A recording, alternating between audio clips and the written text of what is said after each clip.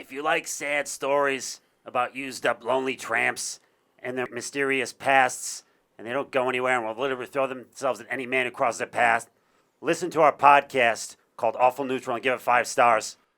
Okay, should I do one as Gertrude now, or was the Sarah one enough?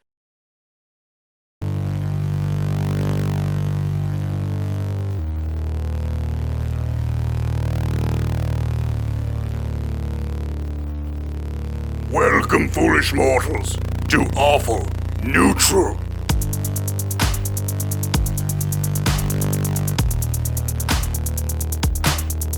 Starring Dave Callens as the stalwart paladin. This is Kevin, and you can't see it right now, but I'm drumming very proficiently. SaraLee Steiner as Gertrude here to tell you about my new book, The Art of Seduction, How to Flirt Through Feet. Dan Sanborn as the gnomish warlock. My name's Decorative Cabbage, and I just lost my pastrami. Clint Bijou as a powerful cleric. I'm Tiffy, and I'm privately pissed about poor planning. Salvador Viesca as the talented rogue thief. Lothario here, and only I give Kevin milk. Jesse Egan as The name's Judd Bingsley. I give 1 move for yes. Last week I got to see Genuine Sing Pony. Did I love it? Move. Welcome to the Awful Neutral Podcast. I am your Dungeon Master, Damian Mercado. With me, as always, is Dave Callens. Hey, what's up? SaraLee Steiner. Hello. New cast member, Jesse Egan. Hey there. Salvador Viesca. Howdy. Clint Bijou. Hi. Dan Sanborn. Hi. Can I do mine over? I want to say howdy instead. No, It felt so good saying howdy. Can I just say that came to me just in the spirit of the moment and like lightning in a bottle. Oh, it felt so good. Was there kind of an unspoken Sal just one-upped us when he said howdy? Y'all felt it though, right? Yeah, I felt like the cowboy cat meme. Just like, howdy, man. May I ask how it feels? Your characters are now celebrities in this world, especially Lothario and Kevin. During the shitstorm that was Flamefest, these two are reported, especially by a bunch of rich nobles who could afford to go to the concert, that these two were the highlight of the show. Congratulations. Before we start, though, I'm going to need a name from you guys. I'm going to need a name that your group is called. That's what's going to be reported on. It's going to say that your group has taken down the Flame Festival, embarrassed Lord Privilegington. Can we discuss it in character? Because I know what Kevin's going to say. I actually took some time and thought of some different names for you guys. All right. Let's hear it. share them? Like nicknames or team names? Like team names. Okay. Oh, okay. Yeah. Chafing the Dream, Okay. Ibuprofen and Ben Gay, Young Farts and Old Tarts, It's all falling flat, I'll be honest. Whiskey Business. Okay, but one of the good ones. All right, so those are the ones. That Yeah, those are those are the ones that you're getting just. I spent all night working on the night shift. This is what I did. SaraLee Steiner, Kathy comic come to life. Oh my god. I would just walk away right now. That's what you do every time you see me. You want to do it in character? Gotcha. You know what? Gremmel's going to be asking you. Gremmel, you have something to say. No. I got to give the recap of the last You okay? episode. You okay? You choking on your words, buddy? I'm sorry, I've studed a genuine concert. I have a tear to my eye. When we last left our adventurers, they had stormed the Flame Festival. Gertrude had used her feminine wiles to seduce Polly Sr., or a guard that looks suspiciously close to our world's Orange County choppers, Polly Sr. Asterisk attempted to use her feminine wiles. Asterisk, successfully attempted to use those things. The way she rolled, Polly Sr. was very aroused. That's right. He was only cock-blocked by Chud, Decorative Cabbage, and Tiffy, who, whether they realized it or not, actually did an incredible job luring Polly Sr. away from where he would have called for reinforcements into a place where they could take him 4-on-1, like the brave heroes that they are. Meanwhile, at the same time, thanks to their awesome roles, Lothario and Kevin were becoming the bright spot of Flame Festival. Several nobles who were the only ones who could afford to come to the Flame Festival. The only positive thing they had to say about the festival wasn't the ham and cheese sandwich, wasn't the terrible tents, wasn't the terrible setup. The only positive thing they had to say about it was Kevin and Lothario's performance, who killed it that day. and who did a solid job opening for Genuine. I think Lothario did something like a 45-minute set while they fought Polly Sr. It felt like 15 seconds, let me tell you. When you're up there and the lights are hitting you. Just a visual for the listeners right now, as the concert ended, both Lothario and Kevin. You remember the old-timey people would like clasp their hands together and shake them over their head like they just want to pride? We're both doing that right now. Oh, in front of the audience. Oh, nice. Yeah. Like the three tenors. Yeah. I like it. Despite an incredible performance by Genuine, an artist who nobody in this realm had heard of before this date, the highlight of the festival was Lothario and Kevin's two-man performance. Already, reporters are demanding to know what the name is. Gremmel, who's your first mate, will handle that in a second. So, by the way, do you guys party the night away? Yeah, I'm feeling it. Okay. Do you guys, is there any scene you guys want to reenact? Otherwise, we can just roll to see, is there anything special you guys want to happen at the party, or do you want me to just wrap it up? As long as we raved. Yeah, I definitely came to rave. Exactly. Chud Bingsley, stated lover of Molly, is able to hook up all members of the party. Who drops E?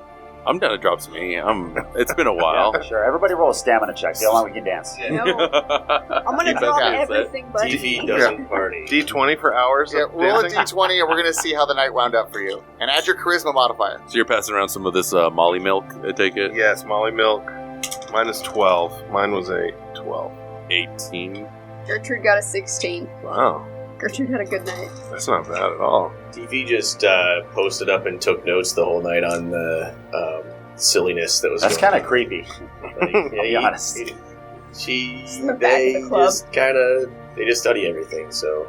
With a 16, Gertrude has a pretty fun night. Several drinks get bought for her by Decently attractive gentlemen. by attractive gentlemen because, hey, you know, what happens at Flame Festival fucking stays at Flame Festival. I think that's the mantra a lot of people are going by. But with the 16, I'm going to say, after a wonderful night dance and everything, you end up grinding with Genuine. Yes! Wow.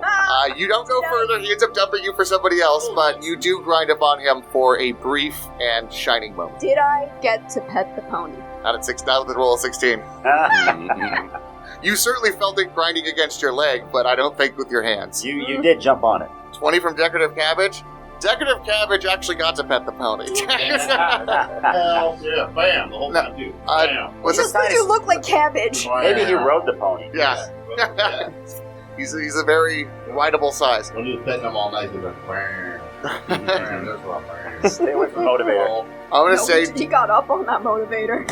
Decorative Cabbage, with his ability to generate beer from nowhere and ability to generate sandwiches from nowewhere, has been a big hit. Yeah, sandwich once a day from nowhere is actually the hit of the party. In fact, he's invited to get backstage. You party with Genuine all night.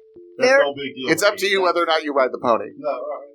There are daggers coming out of Gertrude's eyes towards you. I feel like 16's a pretty respectable roll. Yeah. I mean, 16 is probably the best Gertrude's done in a while, but it wasn't a 20. Like, there was for a good portion of the night, Gertrude and Decorative Cabbage and Genuine were partying together, but at some point, like, Decorative Cabbage said, hey, let's ditch her. And she was kind of riding my coattails. Alright, who else rolled? I had a 17. Everybody recognized the cat that rocked the drums. I would argue that there's a big crowd by Genuine, but there's almost equally as big of a crowd by Kevin, who's willing to bring him milk or whatever else Kevin wants. Kevin has tons of ham from the ham and cheese sandwich hand-fed to him. I feel like this could be a dangerous moment where I might slip back into his catnip addiction. He's got to be vigilant about this. You know, actually what I'm saying is you do see a moment where Lothario is not around. You do see a bag of catnip fall onto the sand. What do you do? Resist. You resist? I'm past that. It's not Okay. me. How long did you look at it? Maybe a couple times. Okay, gotcha. But you Maybe looking at it again right now. Okay. Question, was that Genuine's catnip? But he knows he sticks to hay. Can roll an investigation check if you really want to try to find out whose catnip it is. See how Detective Lothario handles it. I think I'm good. I've kicked the habit too, so. You and him used to be up late doing Well, I lines mean, of how else catnip. am I going to bond with Kevin? You know, I do what he's into, and he does what I'm into. Who else rolled? Tiffy rolled a natural 1 for staying out of the way and taking notes. He accidentally got high. Oh no! After what seemed like hours of TV trying to go along warning everybody about the ecological impact of what they're doing. It's like, this is not sustainable. You cannot use... He's telling people that where they're using the restroom is not sanitary. It's going to get into the water that everybody drinks. He's just trying to be the mom of this party. And as such, people are just kind of treating him like the nerd in high school. If there was, like Decorative Cabbage said in the first episode, if there was a locker, somebody would have placed him in the locker. Damn, man. Was there a locker? Roll a natural fucking 1. That's what happens. Yikes. Who else rolled? I rolled a 12. I'm going to say that... He was still a cow all night. Chud comes here expecting Flame. He was the only one who really wanted to come to Flame Festival before. But now that he's here, it doesn't seem to match up to a lot of the marketing that he saw. He sees that this is a mess. Yeah. And while he did go on some adventures that showed a bit more of the real story behind Flame Festival and the villains behind it, he's also having these thoughts while tripping balls on some very strong Molly. His whole life was about coming to this Flame Festival, and now that he's here and it kind of was a sham, he doesn't really know what to do. Well, I feel like he leveled up on wisdom because of this experience. Well, we'll see what he does. To try to have more fun on Molly, I cast prestidigitation and make some fireworks out of my hands, and then I watch them trail. A ton of wealthy millennial elves and dwarves are fucking amazed by the display that you're putting on. Nice. Look at that cowman with his light show. Hey, can we get some more Molly from you, bro? Anybody else? I rolled 18, and what was the modifier thing? Charisma, plus charisma. So it's going to be pretty high for you, I think. Lothario, do you want to color yours? Because you did roll high, and you were the face of Firefest. Yeah, so I was thinking I can't go around stealing, because everyone's looking at me. Everyone would recognize me. I kind of wanted to scout the place to see what's worth taking. But I can't. I bet people would give you whatever you asked for. Yep. How funny was I? People rush you at one point, and at some point, there are some people who try to say, give him space, but you're like, no, please. Bring it on, baby. Let's do it. And all these people are incredibly close and unable to see their belongings. Yeah, give me a sleight of hand check. Sliding some hands, alright, getting handsy. I rolled a 17. 17 plus your sleight of hand. Plus 7. So Shit. 24. I'm going to say that you end up picking up through the night because these are all a bunch of wealthy teens 6 and whatnot. STDs. But they stay on the island. That's what you guys said earlier. Whatever happens here stays here, right? You get guys 25 gold. Mark it. Boom. Also, 5 baggies of catnip. Oh no! Whoa! You can sell those. You better throw that out right now.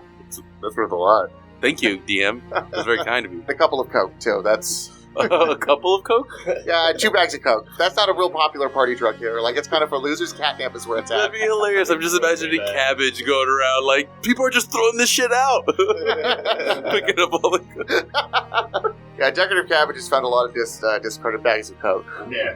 He's also really low to the ground, so he's able to see... He's mostly Coke now. I got a different perspective. He's more Coke than cabbage. It's just a powdered cabbage. I'm like a Roomba, but for cocaine. Yeah.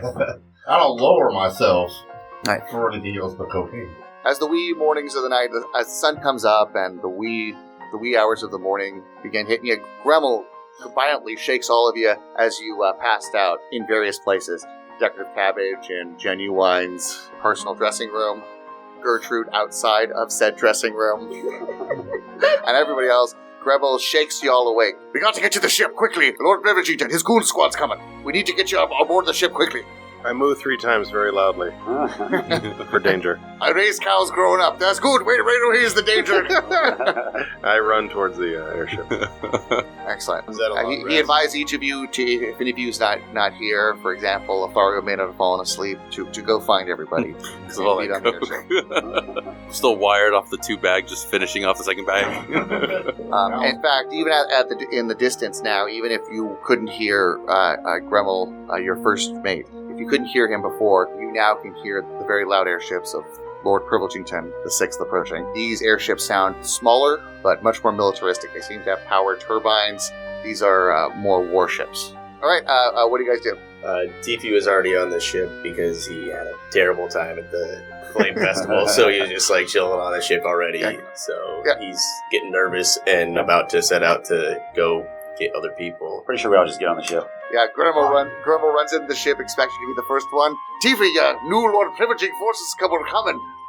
Sure, yes, that's why I'm here already. How was your night last night? I had a wonderful time. Oh, who wouldn't have... No, I hate people.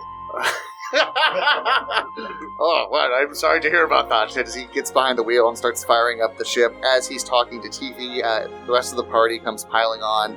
Kreml says, "Hold on to your butts," quoting Samuel L. Jackson as he does a 45-degree vertical takeoff. Gertrude takes that cue to grab a butt. Not her, someone else's. Whose butt? Just a severed butt, though. Just 1d6? I got genuine's butt. I'm gonna grab Kevin's butt today. Well, I mean, I'm a cat. I'm gonna flinch and jump away. I'm actually gonna avoid the grab. What if he cuts her? Are you trying to dodge it? Yeah, roll the 17. What? Butt dog. I'm gonna say that with a 17, when you go to grab his butt, Kevin's able to do one of those cat hand slaps. But to your hand. Without even looking, I just reflexively. The airship is thoroughly underway. We're at cruising altitude. You can see that we're heading back in the direction of Crow's Point. Gremmel says to you, "All right, we're headed back to Crow's Point. There's a couple of things we got to grab, and there's somebody I want you to meet. It's going to be about 2 hours of a trip.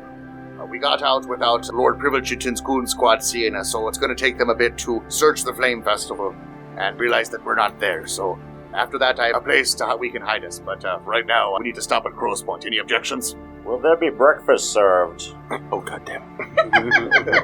I believe this barge does have a kitchen. Fully stocked kitchen down below if you'd like to go prepare yourself some breakfast. Excellent. He just wanders up. Make me something too. Don't go down there just to pile it in the damn ship. I can't go make something myself. If somebody go tell that damn cat I'll take a goddamn eggs combo. If they have dry cereal, I got the milk. And I follow them to breakfast. Excellent. So, 2 go to breakfast? All right. Gertrude's going to. Yeah, all 4 of us. Gertrude wants to talk to Kevin and go, Hey, kitty cat, where'd you learn to drum? Kevin's just going to breakfast. He has no interest in this. I'm at breakfast with Is she you. following you? Okay, he's ignoring her. Ignoring her? Here, kitty. You really just like kitty, it. come talk to me. Kitty. Kevin. Lothario. Yeah, what's up, dude? Use your assistance. Yeah, I'll be right there. Kitty. Do Listen. you like drums? I gotta pay attention to you. You try to grab his ass. That's a big no-no for him. I thought cats like to be pet. Kevin walking while ignoring the cat calling, literal cat calling. You should smile more. He finally reaches the fully stocked galley on this pleasure barge. He sees the fridge in front of him. It is a 2-door, very fancy stainless steel refrigeration unit. Refrigeration is something that is rare and amongst lords in this world. It requires strong magics.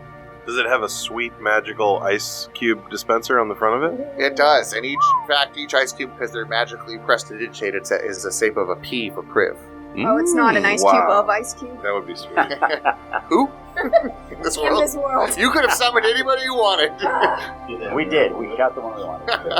But Decorative Cabbage is enjoying cooking, or, making a general mess, throwing eggs around, and in general trying to, do that shuffle thing with the sandwich.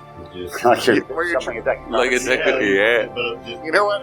Roll a d20. We're going to see... Like Scooby-Doo. And add your dexterity. We're going to see how well Decorative Cabbage's insane kitchen montage goes. You got 19. 19, yeah. Dope. 19. Decorative Cabbage somehow finds a chef's hat in this galley and says, Hold down. Hold down.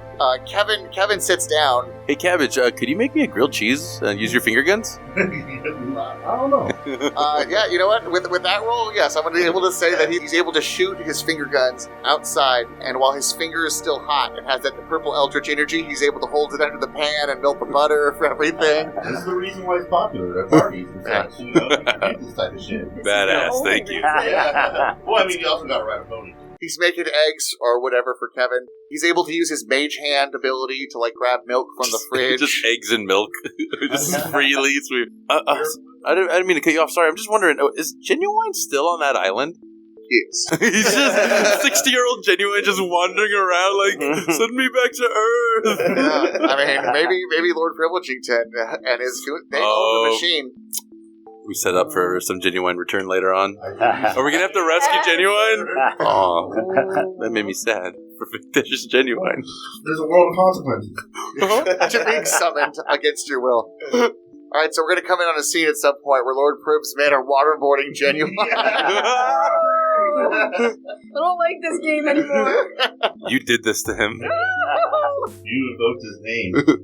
I just wanted a beer. These spells aren't to be fucked with. Decorative Cabbage ends up making an elaborate and surprisingly delicious breakfast for everybody. Quite a spread. Everybody gets food except for Gremmel Stonebreaker, who's steering the ship and can't come down. And Tiffy, who is watching Grimmel, so she can study how to fly the ship. Has Gertrude poured herself a drink of any kind? Gertrude? There is a bar next to the galley. I'm gonna say Gertrude goes for a 8 o'clock Bloody Mary. I like it. Kevin is like softly pawing at it towards the edge of the table as cats do until it falls off. You gonna do something about that? Yeah, Gertrude's gonna pull your tail. Just go now. Good luck. So you guys hear over the intercom Gremmel Stonebreaker, your first mate, saying, "Have you given any thought to what you'll be calling this band of adventurers?" Terrible. Kevin stands up dramatically. Yes, we are the 6 strangers who came together through chance to take down a festival on an island that was taking advantage of people. See, now that's catchy. Can you repeat that? I'm still writing it down. It's a bit wordy. And end up with an airship of our own to continue our adventures. Continue adventures. It's an acronym. Yeah. Alright, if there's nobody else, then I suppose I'll just transcribe that on the side of the boat. Yeah, sounds good to me. Is Wu-Tang Clan taken? Wu-Tang Clan. Wu-Tang Clan? Heavy with the cowpots, I've known you a short time. And Wu-Tang, yes, a name from the mysterious and far east, yes, something mysterious like Wu-Tang Clan, I like that. Anything else? What are we trying to do as a group to begin with? That could lend us some information on how did it decide a name. What about whiskey business? What? You didn't answer my question at all. You just... Whatever. You fixed them. How'd you do that? It was so ridiculous you fixed them. Yes, sometimes when I get mad, I stop stuttering because it's just ridiculous. And I... Fuck. Alright, so whiskey business is what I'm hearing so far.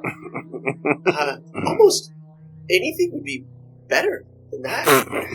It doesn't mean a damn From the thing. jowls. From the jowls. You did actually say the terribles. I didn't think that was a terrible. That. Terrible 6. That's just like a bad Adam Sandler movie, I think. Or an Adam Sandler movie. Or an Adam Sandler. I like terrible. The ridiculous dicks. That's the Adam Sandler movie, right? Yeah. Pearl Jam 2. Pearl Jam 2. This time it's personal. Slayer of Clams, I understand.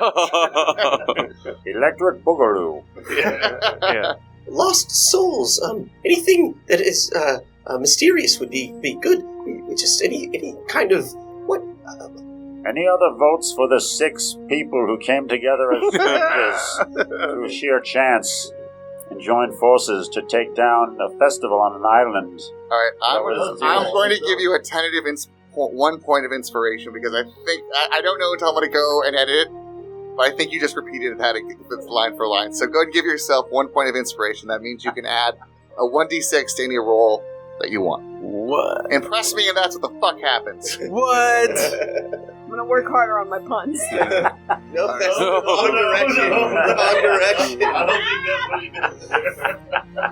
Yeah, I'm glad that like the Punishers or something wasn't said. Oh, I like I'm it. glad it's over. It's over. It's over. Right. I'm sorry, I just hear the terribles. You know what? I'm just gonna go and write the terribles on the side of your goddamn ship and tell me to paint something else there, okay? What about Gertrude's dudes? I want to put a pass. I can in that. Soft pass.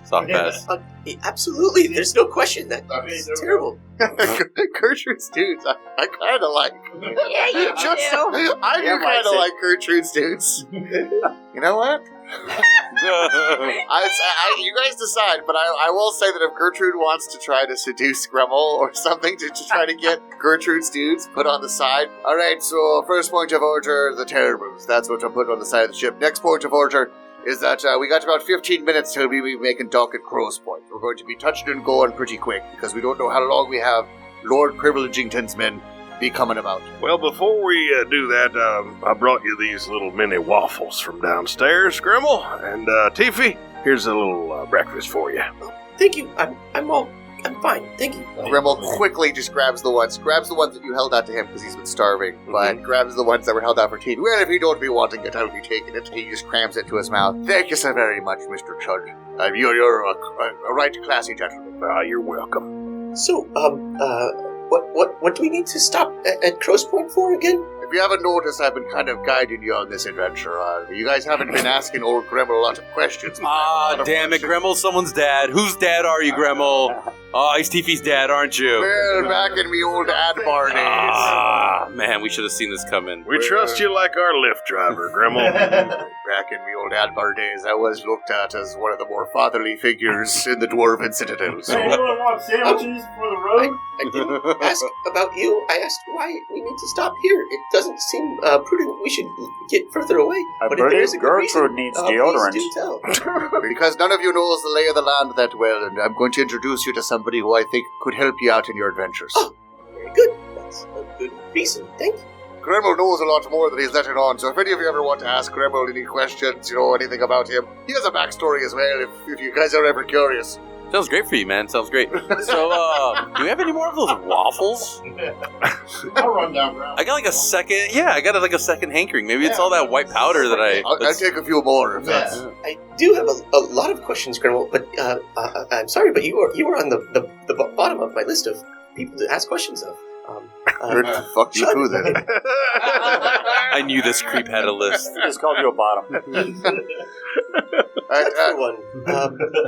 Gertrude, I know very little of, and as well as Kevin and Lothario, and well, shit. Even my long-term companion doesn't tell me much, so I have so many questions, and you least of all. But someday I will ask questions. Yes. Kevin, you hear what he just said to that guy? That's hilarious. As you guys are talking, the airship is preparing to dock at the Crow's Point dock. Okay. Do a good job, Grimmel.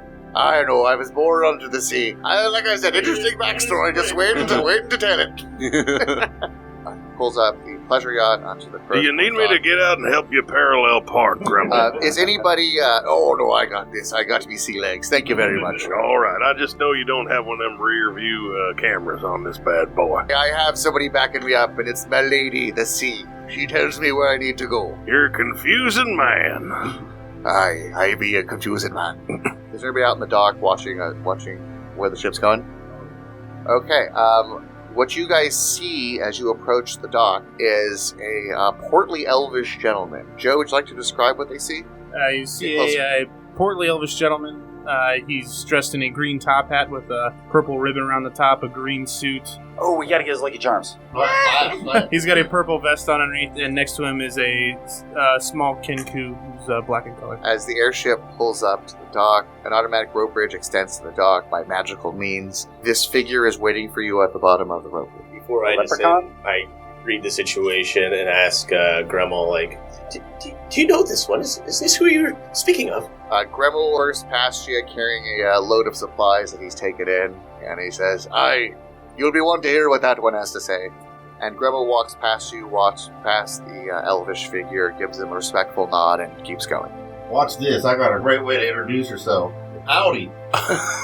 At this point, Lothario, he's lagging behind everyone, and he's trying to gum the last of the bag that he found, and he's trying so hard just to gum the last of the little white mysterious powder, and he's just completely out at this point. I do want to stress for later, in case anybody in this room wants to do anything with it, you do have 5 bags of catnip on your person. That might come in handy. Alright, so you got a howdy. Well, my little friend, how are you today? Don't you look all dressed all fine in tip-top shape? Yep.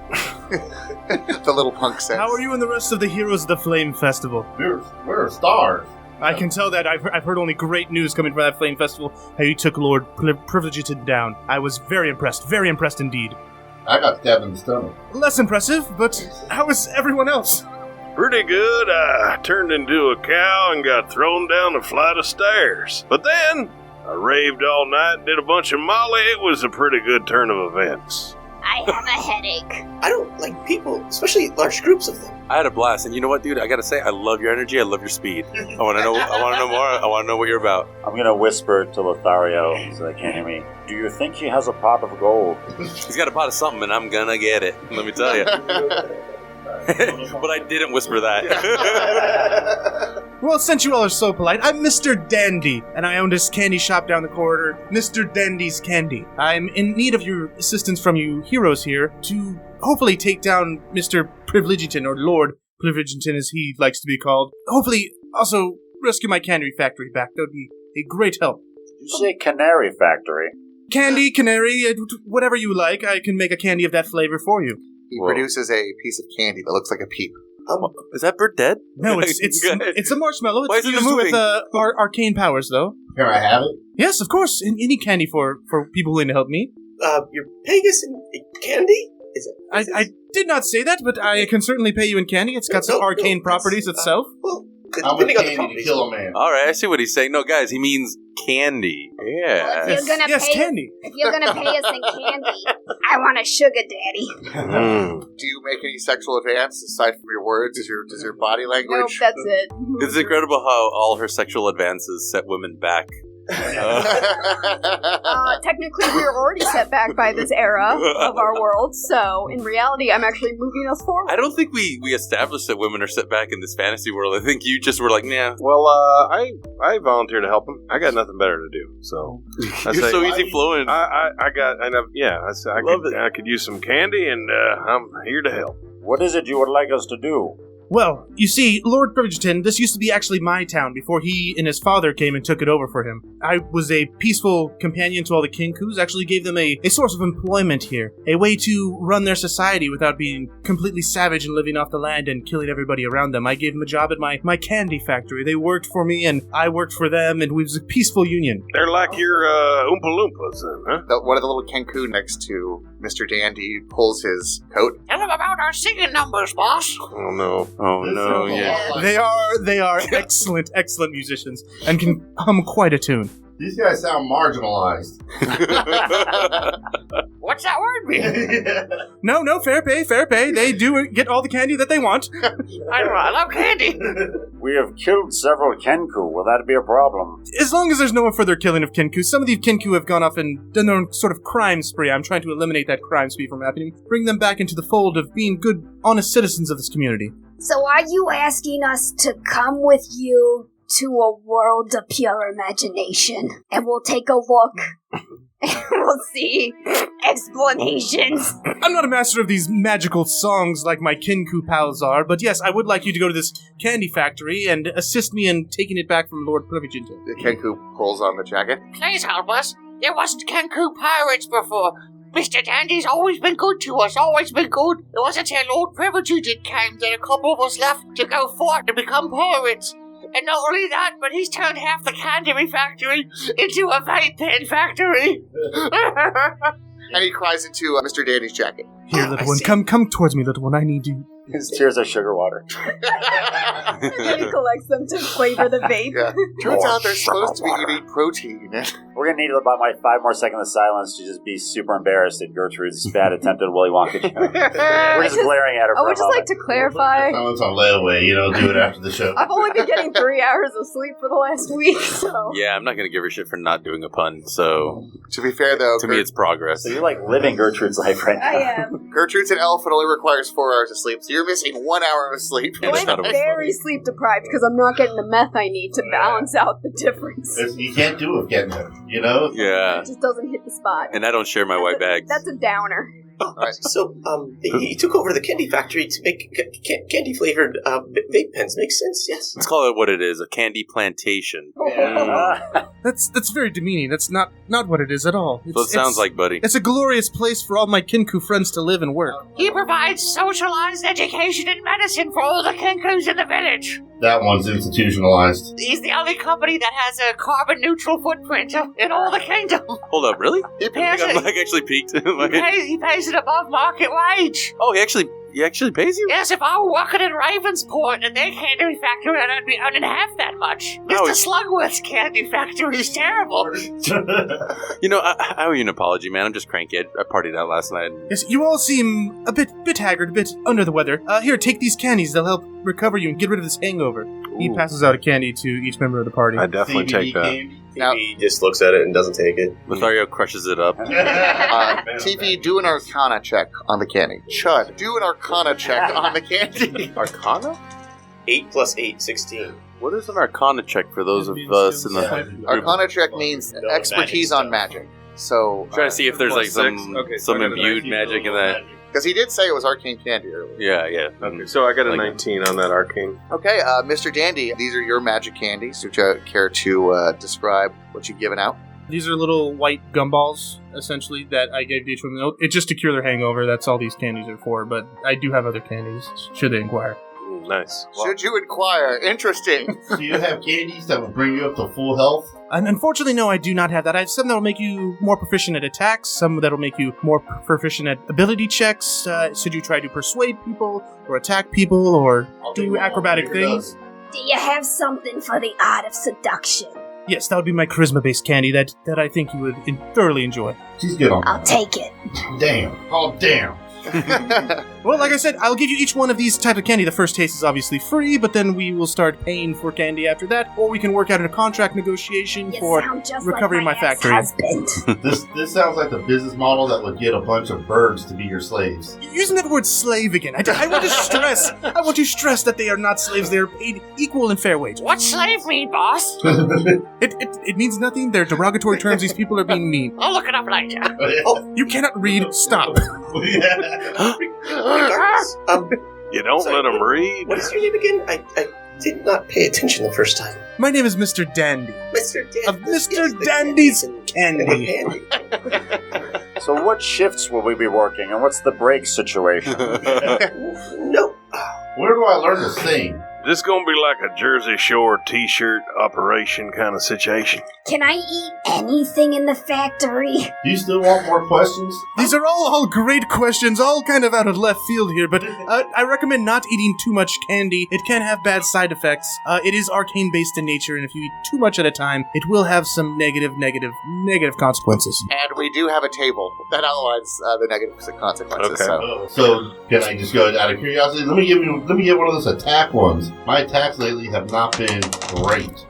Perhaps wait until combat. Yes, these are portable candies. They can be eaten at any time. Candies. What? Innovation. They don't. Unlike the other one. They melt in your mouth, not in your hand. Now, back in our grandparents' days, the candies used to be a lot bigger and a lot more Desktop candies as opposed to Oh, yeah. laptop They candies. used to be the size of a Size of a room. whole room. Yeah, they had these punch cards. They had to stick them in, get the candy to work. Here's this first one for free. It'll give you advantage on your next 3 attacks.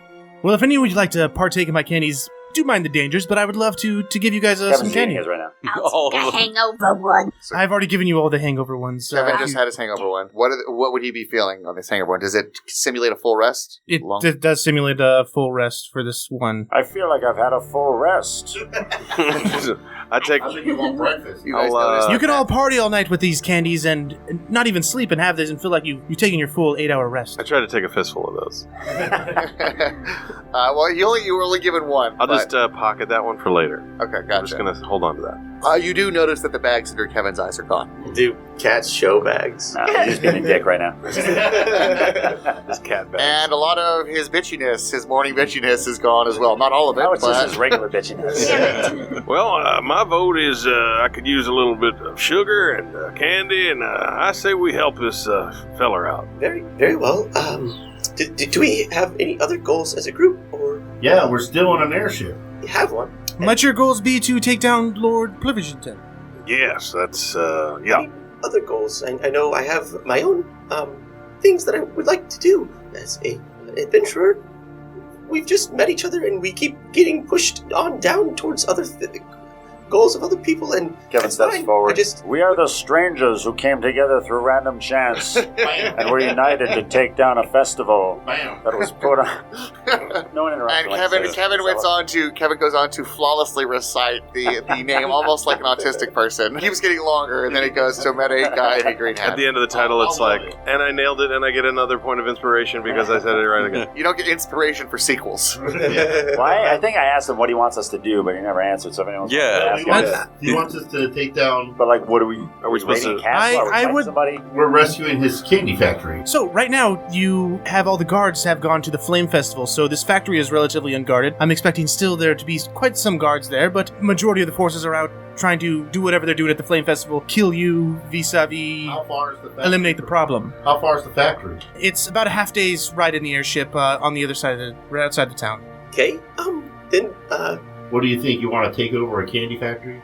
Sure, that's fine. I guess we'll just keep going along and get to know each other slowly. Kevin steps forward. And my hammer. I love this guy. Bam. By the way, I just made a sandwich. All right, Gremmel. I just made a sandwich. He opens up. Hey, a long rest. It's every long rest. Every long rest. Half a day's rest. That means I'll have a sandwich when I get there. What type of sandwich is it? Pastrami, sure. Oh, bam. Right about then, Gremmel Stonesbreaker comes back to the ship with a bunch of supplies. Are we ready to be leaving yet? Mr. Dandy, were you able to convince them to help you? Mr. Dandy's a very powerful man. It's a very good thing to get favors from powerful people. Like, he's a good puncher? You mean powerful? The Kenku, little Kenku next to him, kind of. Flinches. Do we need to fill out a W-2 for this? Do contractors get that, or do we... It's a 1099. That's what I thought. In the back of my head, it felt right, but... Are we getting paid more than $500 for this mission? Did you offer to pay him in candy, Mr. Dandy? I have offered several pieces of candy, but gold can be part of the deal as well. I just need to know what you guys charge for what's a fair rate for you guys. Let me ask you a question. Do you have any sandwich flavored candy? By God, I do. Oh, damn. Hey guys, quick huddle. Quack, quack, quack, quack, quack. Well, how come I'm the only one that does this every time we huddle? Come on, ducks fly together, guys. Yeah. Sorry, let's just get on the airship and get headed there, because we are on a timetable and we can discuss the terms en route. Yeah, we'll invoice you later.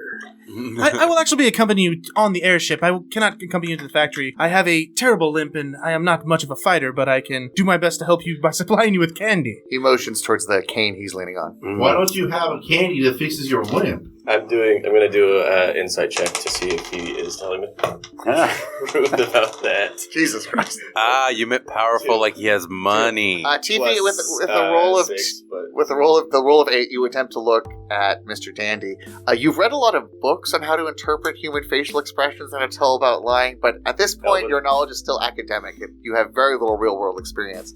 You actually think Mr. Dandy has to use the restroom. Because he actually also does. You tell me, Mr. Dandy. By the way, I would like us all to get on the ship, please. I believe they will be returning soon to the factory, so if we can get this voyage underway. If we want us to be getting out of here before Lord Privileging and ships come in undetected, then we best be leaving soon.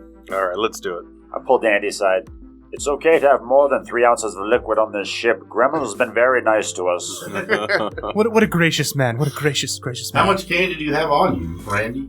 Mr. Dandy, sir. Mr. Dandy, and I have... Randy Dandy? The ship's taking off as you guys are having this conversation. Okay. I have several pieces of candy on me. Would you like to try one of my sandwich-flavored candies, sir? Yeah. You got pastrami? I do have one pastrami on me. Here you go. Look, Chud square in the eye. We're going to eat the candy.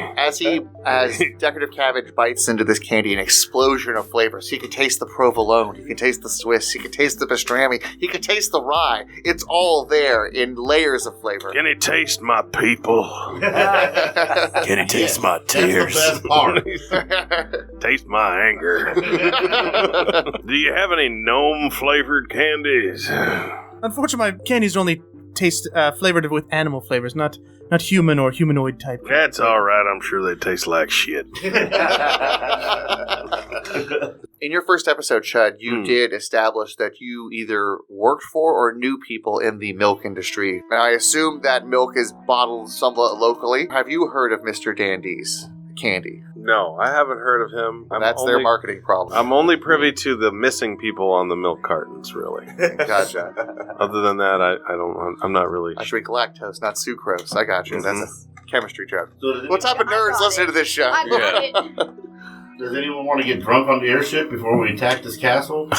Now, you are able to drink on the ship. I'm going to make you roll to see if you're drunk. It will have a negative effect on your attack rolls. I'm going to roll the dice on that. Okay, gotcha. So, all right, so the ship is flying about the 2 hours or an hour and a half to Mr. Dandy's factory. Gremmel Stonebreaker knows where this is well.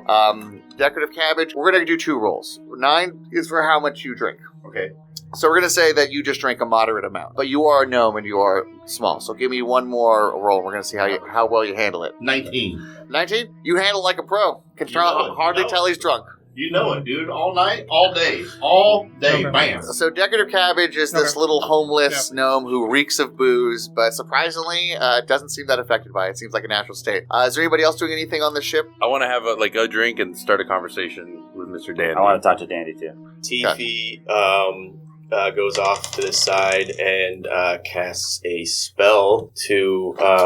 It's a 1 minute casting time, so it takes a minute to gather information on whether or not it's a good idea to ally with Mr. Dandy or not. The spell is called Augury, and Isn't that the school in Harry Potter? I don't know about Harry Potter. Sorry, nerds. I am not one of you, I guess. Yeah, sorry. This is a how to get laid podcast. I'm gonna have to leave. So what I do is I take, it can be like dragon bones or fancy sticks or ornate playing cards. For Tiffy, he uses some of his tinker tools and like casts them forward and like reads the how they fall. And you were communing with Ogma? Yep, communing with Ogma to get a response from the DM. Wheel for good results, woe for bad results, wheel and woe for both good and bad results, nothing for results that aren't especially good or bad. Tiffy takes his tools. Tiffy goes to a corner and takes his tools. Yeah, it looks like he's just casting them aside, but there actually is a method to it. He is doing a ritual to the god of knowledge, Ogma, who is his patron deity, and he's concentrating. And while it would look like these pieces are randomly falling, to any practitioner of Ogma would know that these are conveying a message. And what Ogma is telling you through the way these pieces are landing is that you can trust Mr. Dandy. Dope. Now ask him about his labor practices.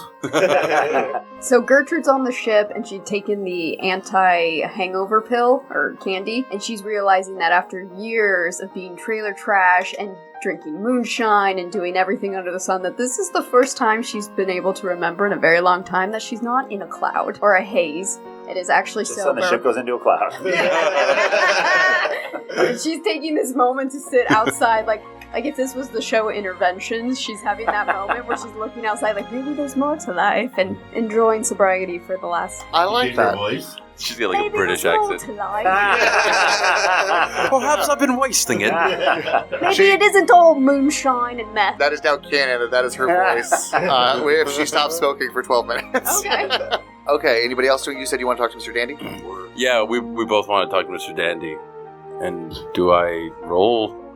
What do you at? Well, you made him roll for a drink because I thought you asked who drank, so I was like, oh, I'll grab a beer and talk to the guy. So are you like, he's drinking to get fucked up? Are you just having a beer? I'm trying not to get fucked up, but clearly my addiction issues have been coming up. All right, I'll tell you what. We're gonna do one addiction check. We're gonna add your charisma. I got a 1. A 1? Oh, cold sweat. Okay. So yeah, I got a 3 total. You walk over expecting to open a beer, but you walk over to the bar, and all of a sudden you turn into Tom Cruise from Cocktail. You are flipping drinks like, oh man, what do I want? I can't stop. All right, so give me another roll, and this is going to be how well you can take your booze. So this is going to be a Constitution check. Hey, Mr. Dandy, I'm whipping some up. What do you want? 17 and Constitution, you said? A 1 though. Let's see. I'm going to say you're buzzed. Maybe the alcohol just hasn't hit you yet, but you're buzzed since you rolled a 1 before. Feeling good. All right. But you certainly drank a lot. It's alarming to everybody in the room. Did I ever get you know what? I crushed it up, but everyone started talking. I don't know if I did my candy. I believe the only people who ate theirs were Kevin, SaraLee, and Dan. I'm honestly surprised that Gertrude didn't ask about a morning after candy. You can ask Mr. Dandy. You really think with all the cigarettes she smokes that there's even a chance a life could form in here? She is infertile. Life finds a way. If you guys have questions, ask them. Hey, Dandy, can I talk to you real quick? Just got a quick question. Of course, my handsome friend. How are you? Oh, awesome. Yeah, I knew game recognized game. So, Jesus. I need to know, and it's fine if you don't want to tell me, but who's your supplier? You know what I mean? Supplier of candy? That's me. I'm my own supplier. Sure. But I mean, who's your supplier for the good stuff? You know what I'm talking about, right? Right. You the milk-based candies that I have. Oh, yes? Sure. You wink, the wink, milk and nudge, I gotcha. Milk-based. Yes, we have plenty of milk chocolates that we created at the factory. I have plenty of those. They do tend to melt kind of quick, though, so they're back at my shop. Wait, it's legitly just candy? It's a legit arcane candy factory. It is high-end candy. Oh my god. Is my face red? Because I thought we were talking about something else. But I have no idea what you're talking about. You got me thinking, you said you have a milk supplier, right? And Mr. Cow Dude over here, doesn't his family supply milk around, the country? Chud. Yeah, Chud. Isn't there a way we could possibly use those connections to maybe get into the facility? We do have milk deliveries regularly. I know it's half vape factory now, so I don't know how often they're doing the milk shipments, but I have heard that my candies have been transformed into these new different drugs. I believe Molly they were calling it. Yeah, there's drugs. Okay, yeah. Okay, we're doing this. Yeah, we're going for it. So we're gonna try to sneak in? I was thinking we could sneak in, but you know what? There's drugs in there. Let's just go. Gremmel comes over the intercom. We have a few minutes for landing. We're just gonna come up and park in the harbor. For all they know, Lord Privilegington himself will be coming. Oh. Right. What's our plan of attack? Are we sneaking in, or are we... Guess we don't need to. I was overthinking it. Well, they're saying... You just said they're expecting Lord Privilegington at this factory. Do you want to disguise yourself and go back? I will say that from the outside, I can tell that there doesn't seem to be much of a military presence coming around. Maybe it'll be easier than we think to clear this place out. You guys want to just fight your way in through the front, or do you want to sneak in like we're bringing a milk delivery? If it's a fight they want, we shall have one. Let's just do a fight. I've been overthinking it. Let's just fight. Okay. Maybe there's more to life than fighting. Who said that? Why do you all feel this need to hurt others? Why can't we just get along? Gertrude says as she lights up a cigarette. Mr. Leprechaun, do you have any alcohol-based candy? Fuck it, I say let's fight them. Gremmel, not attempting any stealth, lands the airship at the dock in the harbor. The automatic bridge goes out. You guys said you aren't going to do anything stealthy. So you guys just walk up, see the gate. As you come upon this marvelous gate, it says Dandy Candy across the gate. The gate seems to open in anticipation of your arrival right as you walk up, and a little recording says, "Welcome to Dandy's Candy Factory, the happiest place in all the land." Let's go. This feels like a rip-off of something else. As you look, you see Kenku dressed in fun, colorful outfits. Quote-unquote fun. Doing a variety of things from maintenance to a couple of them are working on some electronic Kenku, rides. doobity-doo. I've got another Kenku for you. Would you like to describe your domicile, Mr. Dandy? The factory is just all different colors. There's different candies poking out from the ground. They're not real candies, but just wooden figurines of candy. It's like a golden pathway that winds around to the front door of the main factory. And as you guys are approaching, you hear Mr. Dandy yell from behind you guys, "Good luck! Try not to burn down the place! Please, come back and you'll have fine rewards from me. I will send my greatest warrior to accompany you." I used to wake him around the TV. I bet you he steals the ship. We didn't go over terms, but how about at least 5,000 gold, and we'll negotiate otherwise. Done deal. We will definitely be negotiating. Have fun. Come back soon. Mr. Dandy turns around with his cane and walks with a limp, hobbles away. You guys continue up the path. You guys see, clearly, a lot of effort was put into this place, making it seem like a magical kingdom of candy. And finally, you guys arrive at the door. You guys want to do anything special? Yeah, kick it in. Yeah, I want to hit it with my hammer. All right, give me an attack roll. Against the door? It's going to be a low DC. We're going to see how well you... Okay, excellent. I would say with a roll of a 17, you easily are able to make contact with this door, and with your strength, door goes flying open. Inside, it must be downtime at the factory because all the lights are off. I'm glad you said that. I imagine like 2 crushed Kenku on the other side. Colorful outfit stained with blood. I was about to get it for you. Just dump those in the trash can. Excuse me. Any planning, please? Lothario, are you good with traps? Should we check for traps? Can we? No, I think we're good, man. No, everything looks fine. I'm feeling good about this one. Tifi stands back and does not follow. All right. So everybody walks through the door, right? Except for Tifi. Lothario and I do, for sure. Mm-hmm. I feel confident when I have him swinging his hammer. Although, point of order, I don't know exactly what we're doing here. We're just trying to control it, but there's not a lot of military presence. Okay. Well, you guys know that you guys were sent here to clear out Lord Privilege's forces, but it doesn't look like there's anything here. Okay. Feels like a trap to him. To him, yeah. Everything feels like a trap. Who goes to in? her. I'm in. You're right. I'm asking people questions. We go in. Okay. I go hesitant. All right. So everybody goes in. I grab Cabbage and I stay back. Tifi and Cabbage stay back. As everybody else goes in, immediately after you go in, the doors that you walk in slam shut and big arcane locks engage. There are several lights blinding you from all over the factory. Pointing at you, you hear a voice over an intercom and says, "Freeze, Panda Man! Don't move! You're not the Panda Man! Who the hell are you? Wait a second, you're those guys who ruined the Flame Festival. Stay where you are. We have soldiers with crossbows from all angles. There's no escape. Go ahead and lay down on your knees." These lights are blinding you, and you can't see where you're going to attack. Not being able to hear the stuff, but only seeing the lights and all the stuff go off. Can they hear it or no? They could probably hear screaming on the other end of this. Wow, time out. Who's screaming? The guy over the who just gave the I turned speech. to TV and said, "Man, we just missed a hell of a party again." Nope, I was correct. That was definitely a trap. So, should we leave them and go do our own thing again? Because this has been terrible with them. This has been a terrible adventure. Now, guys, I do warn you, trying to get out of this, there is a lot of crossbows on you right now. Correct me if I'm wrong, but you guys start taking a knee and get down. Tentatively, each of you is kind of looking at the next at what to do. As you look around the room, it's very difficult to see from your position with the lights in your eyes. But just then, you hear a noise. Of lights shattering. And as you look, the guards are, "What the hell? What the hell's happening? Is it the panda? Is it the panda?" And you look, one of the lights that shatters right next to Kevin's head, what looks like a panda ring, I guess, could be seen. Oh, yeah, one of those. Just made contact with one of the lights, and the panda ring has fallen next to his head. You also hear you hear combat happening. You hear sounds of punching and kicking. I'm sure if you could see it, say bam. Yeah, we see the pow bubbles. Just then you hear from the guard, "Turn the lights on, turn the lights on, we have to find the panda." Turn the lights on and you can see, everybody roll for initiative. You guys turn the lights on and you can see a humanoid figure dressed as a panda kicking the shit out of these guards. You guys are able to collect yourselves now that there's been a significant enough distraction. Hey Panda, do you want to describe your entrance? They just see a blur of motion wherever they can see bouncing in between the lights before they break. For the people who can make out a glimpse of what they see, it's just a heavy-set man with a bulging stomach in a panda costume. Seems to be kicking some ass. Heavy set to be something wrong. Everybody else is anorexic. Yeah, everyone knows that problem in this world.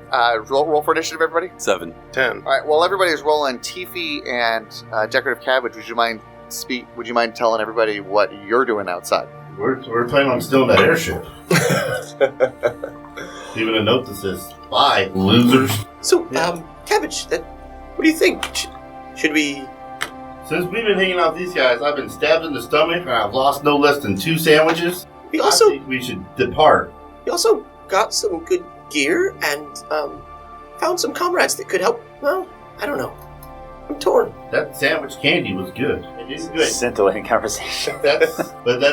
Are you going in to help or not? Like kind of going for. Yeah, I know. It's hard to be motivated to help these bastards. Yeah, no, these guys are a hard group. They're not very heroic, so it's like hard to say the heroes. Did you not see me play the drums, dude? I was fucking on fire. You normally keep me out of trouble. Chud is quite useful, and so is Lothario, and well, now we know where you feel about that. That's cool. What about old Jelly Arm? I would like to play with that some more and see if I can modify it better. Thank you. That's a good reason. You can just ask Lothario.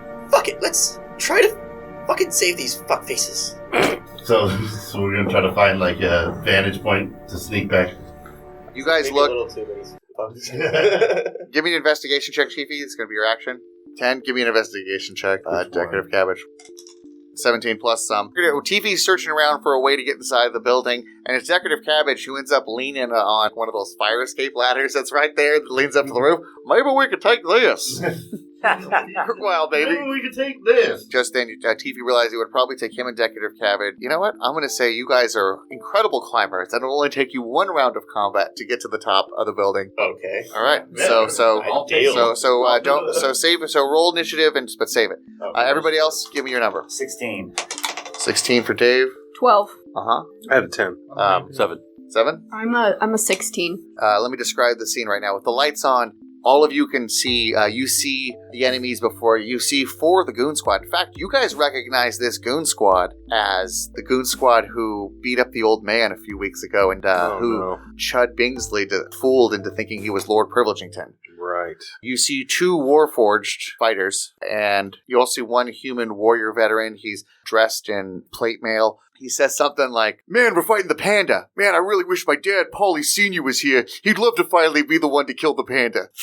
We all recoil a little bit. Dave, you are first. You see the battlefield is as such. All 7 of those enemies that I've described are 2 of them Warforged, have crossbows still pointed at you. 4 of the Goon Squad members are engaging with the panda. The veteran, Paulie Jr., is keeping an eye on you guys. So as you guys stand up, the veteran would probably be the closest enemy to you, followed by the Warforged. All right, going for the veteran with the hammer. Paulie Jr. sees Kevin coming up. "You want a piece, bro?" Pulls out his long sword. Roll your attack if you're doing it. Yeah, I gotta fucking find that page again. It's +7. Quick question. Are your blasters, do they start fire? Are they flammable? 17 plus 7? Or is it like hits. Cyclops, where it's like an energy beam? It's like that. Yeah, it's like it's force energy. 2d6 plus 5, and Savage Attack, I can, if I don't like this, I can roll again. Mm-hmm. What do you got? Plus 5, I'll take that 14. 14 damage? So, since I didn't take my Savage Attack, can I save it? Or does that mean I just didn't want to do it? You can save it. Kevin runs up to a very overconfident Paulie Jr., fangs a monstrous hammer strike up and down, north and south. Paulie Jr. jumps out of the way. Kevin brings it around left and right, and ends up cracking Paulie Jr. right in the ribs. Paulie Jr. coughs up a bunch of blood. You know that this hit took a lot out of him. Okay, Kevin, that's your action. You have a bonus action. Hunter's Mark is the only spell I have. I'll do that. Then he casts Hunter's Mark on Paulie. By the way, if you do that, you should do that before the attack. That way it'll do more damage. I'm a cat, don't tell me what to do. And now that's the Hunter's Mark. You know Paulie Jr. You can't get it out for 2 months. There's always that faint smell. All right, Gertrude, you're up. Okay, so I want to cast a spell first. Mm-hmm. I have Fog Cloud, which is you create a... What? From cigarette smoke. You create a 20-foot radius sphere of fog centered on a point within range. The sphere spreads around corners, and its area is heavily obscured. It lasts for the duration or until a wind of moderate or greater speed, at least 10 miles per hour, disperse it. So my question is, so since we're inside, there's nothing to disperse it unless someone opens a door or a fan turns on? Crack a window. So for the remaining of this, all attacks, both you and them, unless you have some way around it, will have disadvantage. They're not going to have a clear line of sight on you. You're not going to have a clear line of sight on them. You guys are fighting in the fog. If that's what you want to do. Is that on everyone? That's on everyone. Everyone in this space, and I imagine it's a tight space. Everyone is in the combat space right now. Yeah. So Gertrude mutters a few arcane magical words while inhaling the entire time on her cigarette. During this 6 seconds, the entire cigarette is consumed. Finally, she does a couple secret ranger movements with her hand, and the fog spell is released. She blows out several times her lung capacity, and as part of the spell, channeling it through the cigarette, and the entire room is filled with fog. Although the fog does have a little bit of a tobacco smell to it. Lothario is impressed, disgusted, and aroused by all of this feat. That was a magically enhanced ability. She probably couldn't have done that if she wasn't casting the spell. That's some impressive lung power. Nevertheless, very impressive. That's your bonus action, your action. So then my action's going to be the longbow. Okay, so Gertrude, who are you going to attack? I'm going to attack Paulie D's son. All right, so Paulie Jr., okay. You can't see him because of the fog, so go ahead and attack at advantage. So roll twice, take the lower of the 2. Okay, so 13 total. 13, that is not enough to hit. Paulie Jr., in fact, doesn't even have to dodge it. Just an arrow goes whizzing by him in the fog. What the fuck? Lucky my dad's out here to kick your ass, bro. It's actually a brilliant move, by the way, to release a fog and then attack. All right, Chud, you're up. Okay. Can I cast Thunderwave on all of the opponents, or is it not? You would know if from your original surveying of the battlefield that if you move the maximum of your distance, you could probably get to a safe space where you would actually probably hit most of the enemies attacking the panda, and probably not hit the panda. But if you don't get that separation, you're probably going to hit all of your friends and enemies. So I can move first? Yes. Now give me a survival check. I want to see how well you navigate your way through the fog. +6. 9 + 6 is 15. 15. You know what? I'm going to say you do pretty well. You were able to eyeball the distance despite Do a this little parkour flair in there. this heavy fog. Yeah, with your 7 foot. It's not so much parkour when you're 7 feet tall. It's really easy to step over people who are laying down and gnomes and Crushing shit. things beneath him. I'm great at parkour. He rolls slowly. And so you get over there, and I'm going to say you get to a point where you can hit 2 of the guys fighting the panda and probably one of the Warforged. So go ahead and cast your spell. Okay, so it's Thunderwave. Thunderwave sounds like a funk band from the 70s. It does. Oh, what's that song? Thunderwave. Constitution 14. 14. To the place I'm gonna I say- belong. Both the guards fail the Constitution saving throw fighting the panda, and the Warforged fails as well. Fails hard. Terrific. On failed save, the creature takes 2d8 thunder damage and is pushed 10 feet away from you. Okay, go ahead and roll your damage. 2d8s. Alright. 12. Do I have any kind of modifier on that? So 12.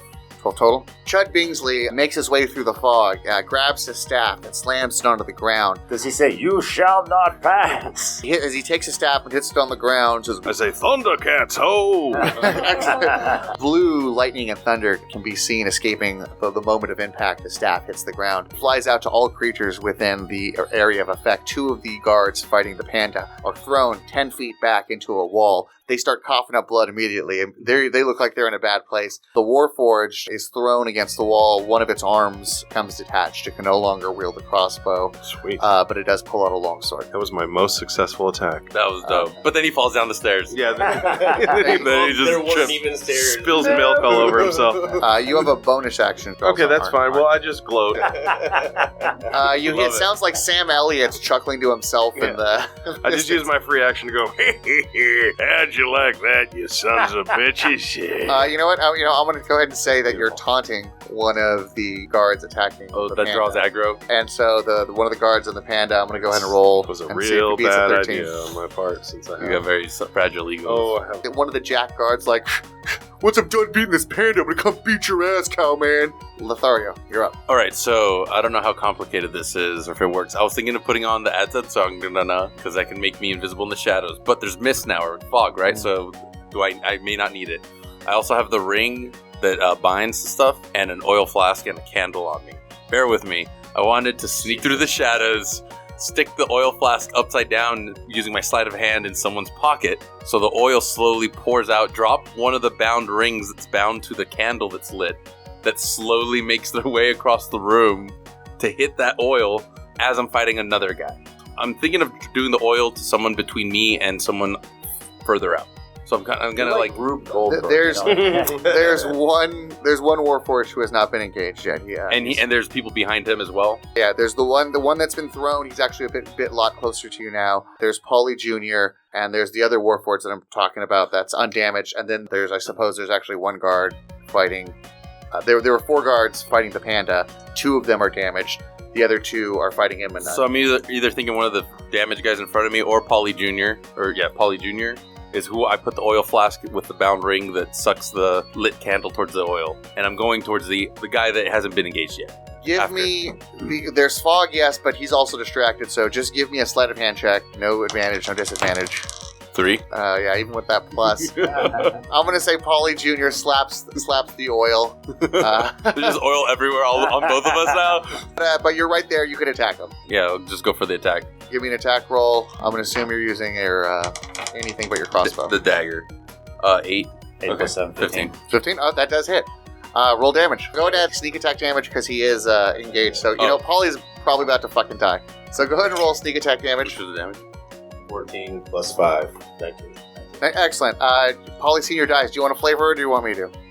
Yeah, I'm like shocked and I kind of panicked and I just fumble for my dagger, but as I like lift it up, it kind of slits his throat, maybe? All right. Cuts him across the chest and like there's just blood and oil everywhere. You slit his throat, but he's still able to kind of get up.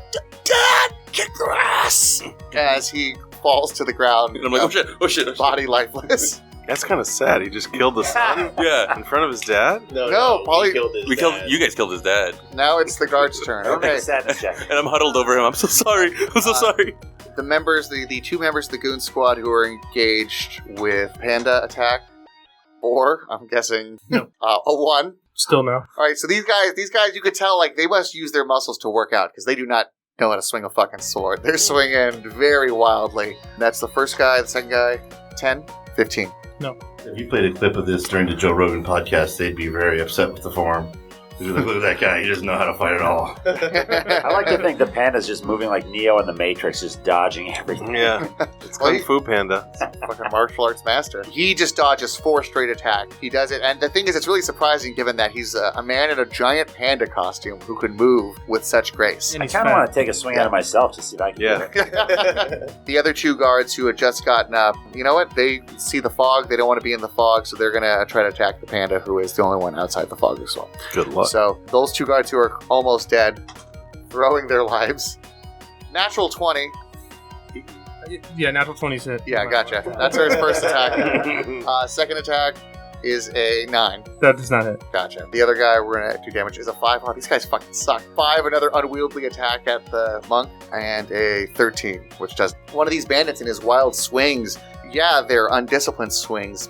These guys are still well-oiled beefcake machines. These guys have a lot of power. They have hearts. Can we change our name to that? Beefcake machines? Well-oiled Beef beefcake boys. machines. I love that idea. Put that on the side of the airship. He ends up stabbing his longsword into the right shoulder of the panda. Ooh, son of a bitch. But that's the only damage sustained there. The other Warforged guard with his sword out, his sensors, he is going to go towards the closest humanoid towards him, which is going to be Gertrude. Is she in the fog? He's the one, yes. Always in the fog. So he's feeling around towards the first one. He can just hear somebody like Coughing taking up a lot. Yeah. Breathing heavy. I will find this coughing humanoid and stab it. A 16. Natural 1, and so no need to roll even because of a disadvantage. This Warforged takes 2 swings in the mist at this creature that it knows is the source of the mist, and it misses wildly both times. The last Warforged to go is this one. He still has his crossbow. He's going to take aim at the closest figure to him, which is Kevin, and he is going to fire his crossbow. I'm going to try to catch it in my teeth. Yes. Okay. Yeah, like reflexes.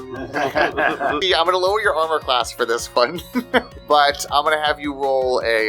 So you either catch it in your mouth roll a or it dexterity shoots check. you in the face. Eyeball. Roll what? Roll a dexterity check. I mean, this guy rolls an 18. So What am I doing? A dexterity?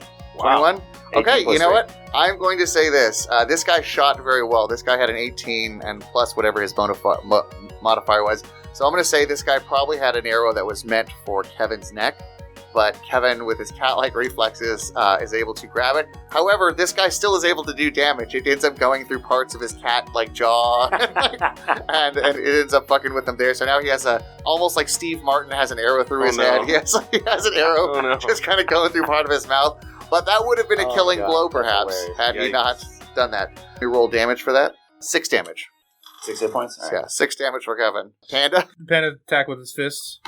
16 and 14 plus 8 for first 2 fist strikes. I'm out of the fog, right? Yeah. And then he'll, for his bonus action, he'll use a key point and do flurry of blows for another 2 strikes for a 23 and a 12. Okay, so the first attack, I'm going to say, was towards the closest guy to me I'm trying to kill, and then move to whoever's... All right, how much damage did you with the free first attack? 6. That guard, he's pretty beat up. A lot of blood coming from him. You can tell he's concussed, but... Finish him off with another 6. Another 6, yeah. With that, you just watched a panda beat a man to death on his feet. Was it Sunday? It just with a flurry of blows, just lightning quick hands, pummeling up and down. It was like Ip Man had a worst nightmare all over this guy. Is it too late to be a panda? Yes. I have 2 more attacks. The lowest was a 12 going as I move towards the next guy. All right, so he goes towards the next uninjured thug. Just another 6. Wow, okay, that's horrible. 3 ones in a row. And then the last attack is 7 damage. Wow. 6 damage and 7 damage? Yeah. Do you want to color this? No, you can't. This time he didn't use flurry of blows, so this time you just see, with ruthless efficiency, one strike, which is like an uppercut, knocking him into the air. and a second strike hitting his head down, almost clearly snapping this guy's neck. If he had done it harder or with perhaps giant strength, he would have taken the head off this guy. So one punch to knock the body up and horizontal, and the second strike was just breaking boards on that neck. Wow. Oh, damn. Bow to your sensei. I'm sorry, did no one see the arrow catch on the mouth over here? That was pretty fucking impressive. He says like, all right, TV, you're at the top of the order. You are at the top. You see a hatch that leads directly into the building. Okay. I will let you use a bonus action to open that hatch. All right. I do that. Somehow. Is it locked? Nope. Do I need to... Okay, so I just use the bonus action and open the hatch. Done. All right, excellent. You now can see Bunch of down bees onto the floor. I love this. It's 20 feet till you can see this circle of fog, but you can hear one Warforged enemy somewhere on the western side of the room, and you can hear another Warforged enemy somewhere near Gertrude. Who's winning? Does not seem to be very many enemies left, Cabbage. Oh, I apologize. There's actually 2 more goons who are almost dead from Chud's lightning strike that were pushed into this. You can actually see them. Okay, well then one of those guys, I cast a spiritual weapon right next to them at 2nd level. What form does this spiritual weapon take? He loves technology and stuff, so it's like a clockwork, like maul. Clockwork hammer? Yeah. Okay, so like Homer Simpson's auto hammer? Yeah. Okay. Yes. A clockwork version of Homer Simpson's auto hammer appears right beside this guy. Do you need to roll an attack? When I first cast it, I get to strike with it, and then every subsequent turn I can use bonus action to strike with it again. All right, well, let's roll with it. Total of 20. This auto hammer goes up to the skull of this... You don't even need to roll damage. He was almost dead. This auto hammer goes up to the skull of this down thug, this muscly bro, and just like a jackhammer, just repeatedly strikes this guy's skull, leaving blood and smashed bits of skull everywhere. That's hilarious. Back to the top of the order, Kevin, you have 2 Warforged. Can I see anything? I'm in the fog. No, but you did just hear a hammer outside the fog. Now, is this fog impede my breathing at all? No. Okay, I have that ring of invisibility while I'm holding my breath, so I'm going to take a deep breath, move out of the fog, try to find a target that I can see. After you take a couple steps in the fog, you're then able to assess the situation. There's not a lot in the room, so I'm going to not make you roll a perception check. You see the panda, you see the 2 corpses of the men he just pummeled with his fists, you see a giant spiritual hammer, and with 1 corpse next to it, you see another guy who's kind of getting up next to the spiritual hammer on the corpse. So that guy's been hit? He is hurt, yes. Okay, I'm going to go up to him, invisible, pull the arrow from my mouth, and stab him with it. Oh, prison style. Okay, he's prone, so give me a roll with advantage. 6. Was the better of the 2. Wow. I'm gonna say you're proficient in hand, so it doesn't hit. Kevin, I want to give it to you. I will count the arrow as a one-handed weapon, so I allow you to stab with it again. Oh, natural 20. Alright, so Kevin tries swatting once. Fortunately, he's invisible because it was actually pretty embarrassing. He actually almost stuck himself. Turns out if Kevin can't see himself, his chances of hurting himself go way Very up. on brand for Kevin. He's not super coordinated. The guards out the ground like, man, what's this guy's to win? It is hot in here, bro, so I'm pretty grateful. Next thing he knows, an arrow splits his eye, and it comes out the back of his head. Kind of like the most ghastly version of that same Steve Martin arrow thing you could think of. Oh, no. Yeah. Don't need to roll for damage. Okay, now there's just 2 Warforged left. Next is Gertrude. So I'm gonna do my longbow again. Pretty sure it's pigeon blood. I'm gonna go for one of the Warforged. Just pick one. Who's Yeah. got the higher HP. Yeah, he is close to you, so I'd recommend getting some distance. Do you have a longsword? I got a dagger and a spear. I'd use your And a spear. longbow. Okay, I'll do my spear. Rub So, and it's still the lowest of the 2 I rolled. Okay, I rolled a natural 1. Plus 2 is 3. Good. You gotta get out of that It didn't fog matter which somehow. weapon you used at thought that this point. fog That fog was really gonna- backfired on This you. is like when Jesse made the binds. Yeah. That just didn't help. Didn't do anything. So Gertrude's doing some sweet flourishing with her spear. Unfortunately, she just does 2 quick stabs and misses. Okay. Both times, the Warforged. But she's gonna try again. Chud, you're up. Magic missile doesn't miss. How many foes are left? 2 Warforged. Are they far away from each other? Decently far. They are. Okay. I think it's gonna have to be a. Oh, I'm sorry. How about a magic missile? Okay, go ahead and roll damage. I It know that's automatically hits. boring, but it's 1d4 plus 1 or something like that. 11 total. 11 total? Alright. 3 magical balls of energy escape Chud's hand. Despite all the fog, they do find their mark. They smash the Warforge. All 3 of them hit the Warforge's head, but from different directions, smashing it like a tin can. Okay, now. And he falls to the ground. But I never experienced love. As he falls to the ground. Now there's just 1 Warforge left. Johnny Five's alone. Take that, you dang robot. Lothario, you are up with 1 enemy left. Yeah, I move out of the fog. I have a crossbow, and I take aim as soon as I'm clear of the fog towards the last guy. Now, is it a Warforge? It is. I saw that I have 1,000 ball bearings. Can I load them on my crossbow and shoot them like a shotgun so they'd actually pierce the metal? I will say no. That is an interesting idea and one that you should talk to Tiffy about engineering. Hey, Tiffy, did you hear that thing I said earlier just now? Yes, I did. All right, cool. We'll do that later. Did you hear from the roof? Yes, I did. Does it intrigue you? Absolutely. Dope! Dreams. All right, so I guess I'll just use a dumb old regular arrow. Can't even light it on fire because I spilled all my oil on myself. You know what? Might I suggest to avoid rolling at disadvantage, stealthing? Oh, so roll a stealth check. Oh yeah, because I'm not wearing that. Because I thought I put it. I was gonna put it on before actually, the. You do have it on. You're right. You're stealth. Yeah. Oh yeah. So I shoot at the cat, or I shoot at the. Damn it! Shoot at the Warforge. Shoot with a 20. I got a 2. Awesome. All right. You miss. All right, cool. And now everyone can see me, right? Because I missed. There's 1 left. There's 1 left. All right, I want to attack him. All right, so Decorative Cabbage climbs up right beside Tiffy. Can't see the Warforge, but kind of see some sparks coming out of the damage. Go ahead and aims his finger guns and using my crossbow. No, I'm just joking. Of course, I'd use a finger blast. All damn. That's my favorite thing to do. 15 plus 6. Oh, that 7. That guaranteed hits. Wow. Yeah, I know the finger blast by heart by now. All right, go ahead and roll for damage then. It went up. I know. 8 plus 7, 15. So that makes how much damage? 8 plus 5, 13 damage. Holy shit, enough to kill him. Decorative Cabbage, this Warforge, because he was going next, takes his crossbow and starts aiming it towards the closest humanoid towards him, which is actually Kevin, the same creature he shot through the mouth not that long ago. He's taking another shot this time. He's sure he won't miss, but all of a sudden he hears BAM! Come from up above him. And a giggle that echoes through the... And a purple flash in his periphery. The next thing you know, his head's on the ground. He didn't even get the chance to contemplate whether or not he could love. Second order's blast to blow the head up. Can his severed head make eye contact for the last time with his other robot buddy? Yeah. I never got to say I love you. Bam! Looks like we're the heroes again. Yeah, you hear the Final Fantasy VII into battle music. Boy,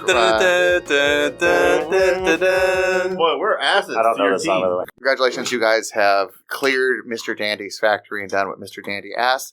Is there anything you guys want to say to this mysterious panda figure? I'd like to thank you, Panda. You are a hell of a fighter. I thank you very much, but this is the best that Mr. Dandy could send me as you lot? Apparently. Jesus Christ, dude, learn how to take a compliment. You did great. You did great in battle. Good job. You almost did great in battle. God damn it. Dandy sent you the 6 strangers who became friends. Yes. Only did we... Could this just echo and fade away? And he keeps going to the moment he met Panda. Yeah. Rolls off the tongue, man. It's snappy. I want everybody to continue their conversation as he keeps going. As if Mr. Panda, I completely agree. I don't know if you noticed, but I was smart enough not to go into the trap like the rest of those idiots. I kind of want to die. Way to protect your friends. It's very good of you to not protect your friends. I protected one. It's the only one that would listen. Yeah, friends is a pretty loose interpretation of our relationship right now. We just met them. We're like 6 strangers. I'd rather work with you, actually, at this point. Shall we take down Lord Privileged then? After we take down Randy, you fucking trap-ass motherfucker. You talking about Mr. Dandy? Yeah. Straight trap. Straight trap life by Randy. It's handy. It's handy. And so with that, Gertrude, while everybody's doing this, Gertrude just looks at the vape machines that are like the assembly line. She just grabs one and hopes that maybe this is going to help her reduce her smoking. All right, so add 1 vape pen to your inventory. Vanilla flavor. Actually, Wow. can we do like an investigation check to see if there's anything good to pick up from these? Yeah, can we do that? Yes, go ahead and do an investigation check. Fast. Son of a... Natural 1. I don't think we found anything. 14. Kevin is actually able to find it doesn't look like there's a lot in these guards' pocket, but Kevin is able to find one thing. He looks at it. Tiffy knows it from sight because it's a fairly common magical item. It's a ring of spell storing. It's something that you would give your wizardly pals so that they could have a few extra tricks up their sleeve to help them have more spells per long rest. Excellent. Ring of what? Spell story. Again, something that would most wisely be used with your new wizard friend who is gear light. He looks at it and tosses it over his shoulder. Like, And with that, the gang has cleared out Lord Privilegington's forces from the candy factory. There does seem to be a bit of a debate whether to go after Mr. Dandy or Lord Privilegington, but I'm sure that'll be worked out next week on Awful Neutral. What if the pandy was Dandy? It's almost as if the same guest played both parts for a reason. Don't ask us to be in the same room.